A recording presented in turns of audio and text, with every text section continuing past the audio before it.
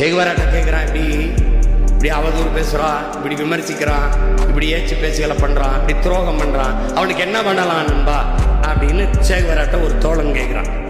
அவர் என்ன சொல்லியிருப்பார்னு நினைக்கிறீங்க? புன்னகை செய்து விடு நண்பாங்கிறான். அவனை பார்த்து செல்லமாக சிரிச்சுட்டு போட போடே போட.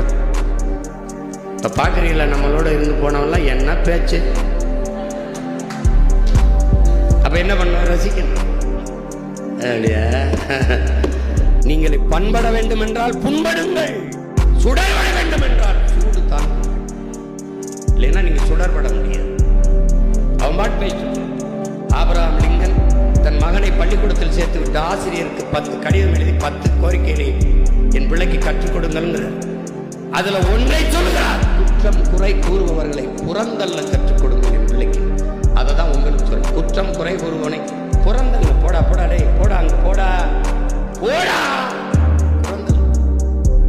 என் தம்பி கலைஞர் சொல்றாப்ல, இப்படி பேசுறவனா நீ பதில் கொடுக்கணும், தக்க பதிலடி கொடுக்கணும். முடிஞ்சு அடுத்த அடி எடுத்துக்கிறீங்க. அவன் எதிர்பார்ப்பது உன் நேரத்தை வீணடிக்கணும், உன் கவனத்தை திருப்பணும். நீங்க அதுக்கு பதில் சொல்ல ஆரம்பிச்சிட்டீங்கன்னா அவதூறே பேசிக்கிட்டே இருப்பா, நீ பதில் சொல்லிட்டே இருக்க வேண்டியதான், வேற வேலை செய்ய முடியாது.